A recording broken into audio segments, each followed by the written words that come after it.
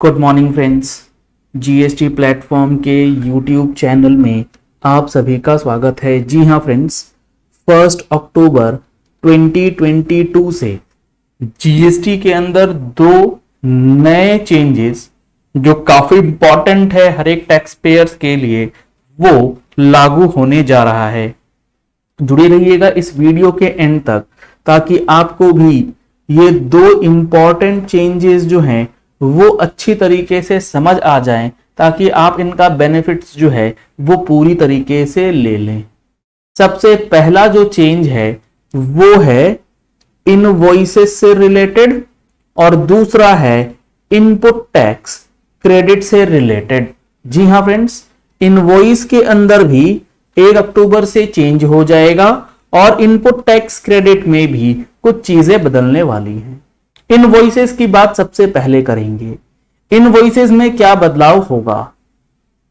With effect from 1 अक्टूबर 2022, अगर आप एक regular GST registered tax payer हैं और आपका टर्नओवर, एग्रीगेट टर्नओवर 2017-18 से लेकर के, यानी कि 17-18 से लेकर के मान लेते हैं 21-22, इन 5 साल के अंदर जो आपका टर्नओवर है वो किसी भी एक पर्टिकुलर ईयर में 10 CR को क्रॉस कर गया था, तब आप लोगों को 1 अक्टूबर ऑनवर्ड्स इनवॉइस बनाने का प्रोसेस, जी हाँ फ्रेंड्स, टैक्स इनवॉइस बनाने का जो प्रोसेस है वो चेंज करना होगा और वो इनवॉइस जो होगा वो ई इनवॉइस में बदल जाएगा।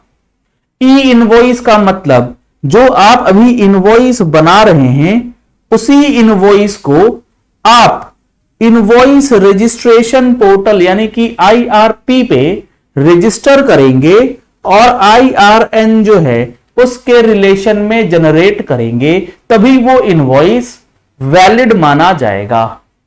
जब यहां बात होती है कि टैक्स इनवॉइस ई इनवॉइसिंग के फॉर्मेट में निकलेगा, तो टैक्स इनवॉइस के साथ साथ अगर आप क्रेडिट नोट और डेबिट नोट भी इशू करते हैं तो वो भी आप लोगों को ई इनवॉइसिंग यानी कि इलेक्ट्रॉनिक इनवॉइसिंग के अकॉर्डिंगली ही जनरेट करना पड़ेगा।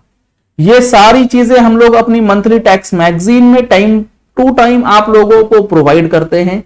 अगर आप लोगों ने अभी तक टैक्स मैगजीन का सब्सक्रिप्शन नहीं लिया है तो दिए गए नंबर्स पे कॉल करके, व्हाट्सएप करके आप टैक्स मैगजीन का सब्सक्रिप्शन ले सकते हैं, जिसमें जीएसटी और इनकम टैक्स से रिलेटेड अपडेट्स आपको हर मंथ प्रोवाइड किए जाएंगे। तो इलेक्ट्रॉनिक इनवॉइस बनाना 1 अक्टूबर से मैंडेटरी हो जाएगा। दूसरी बात, इलेक्ट्रॉनिक इनवॉइस के अंदर ही मान लेते हैं आपका टर्नओवर 10 CR को क्रॉस कर रहा है और 10 CR जब आपका क्रॉस कर जाएगा तो आपको ई इनवॉइस बनाना है, लेकिन कुछ एग्जम्पशंस दी गई हैं। जैसे अगर कोई जीटीए सर्विस प्रोवाइडर है तो उसे ई इनवॉइस बनाने की रिक्वायरमेंट नहीं है, एग्जम्पशंस दी गई है। तो ऐसे पेयर्स, ऐसे टैक्स पेयर्स जो स्पेसिफिकली एग्जम्प्ट हैं लेकिन अदरवाइज एलिजिबल थे, उनको इनवॉइसेस के ऊपर एक डिक्लेरेशन देने की भी रिक्वायरमेंट है, जो आपको फॉलो करना जरूरी है कि हमारे को 48(4) के अंदर यह डिक्लेरेशन जो है मेंटेन करना है कि हम लोग ई इनवॉइस के अंदर एग्जम्प्टेड हैं, वॉइड स्पेशल नोटिफिकेशन। तो ये सारी चीजें आपको 1 अक्टूबर से फॉलो करनी होंगी।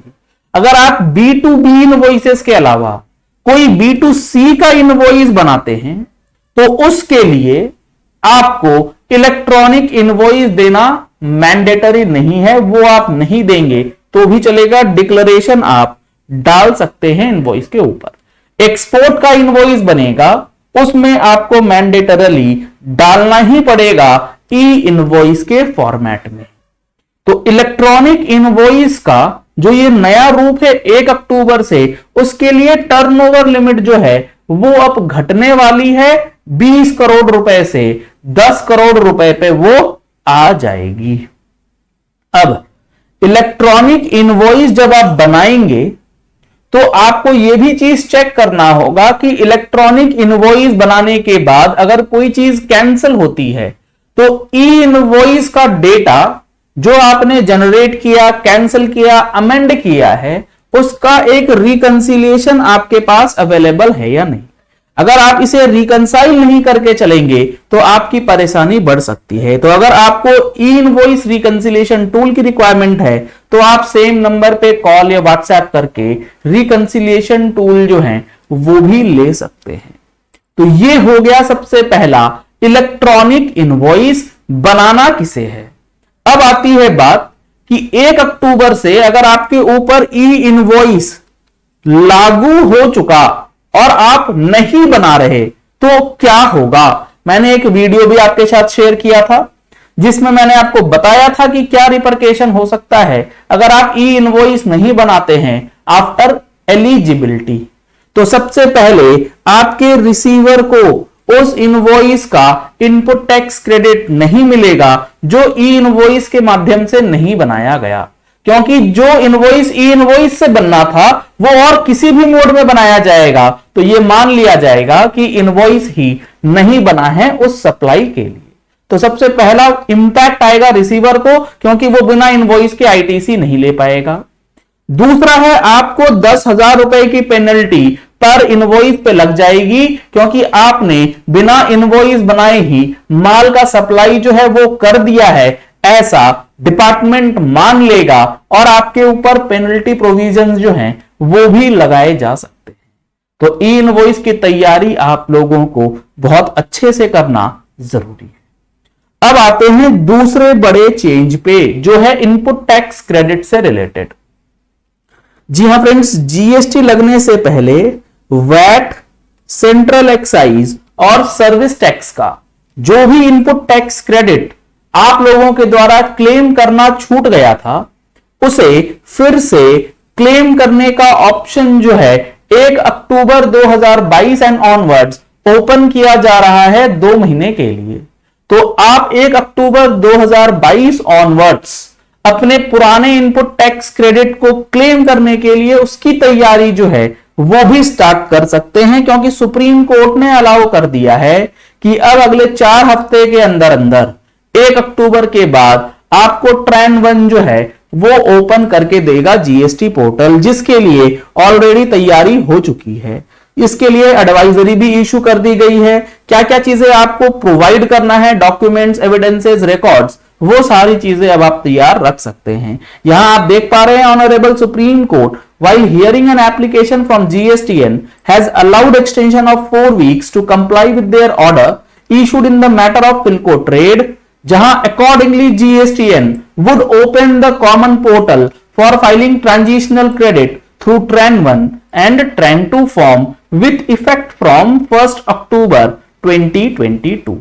यानी कि 1st अक्टूबर 2022 से TRAN 1 और TRAN 2 का जो फॉर्म है वो अब ओपन हो जाएगा, जिसके तहत आपको क्रेडिट लेने में अब बिल्कुल भी परेशानी जो है पुराने वैट, सर्विस टैक्स और सेंट्रल एक्साइज के लिए नहीं रह जाएगी। तो ये 2 इंपॉर्टेंट चीजें आपको अब 1 अक्टूबर से फॉलो करनी है।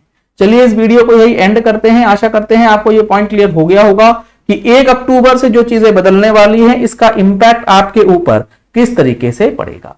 अगर आपने हमारे चैनल पे फर्स्ट टाइम ट्यून इन किया है तो चैनल को सब्सक्राइब करने के लिए नीचे दिया गया रेड कलर का सब्सक्राइब बटन प्रेस कर लीजिए। साथ में जो बेल आइकन है उसे प्रेस कर लीजिएगा ताकि वीडियोस की नोटिफिकेशंस आप तक रेगुलरली पहुंचती रहें। Thank you and have a nice day.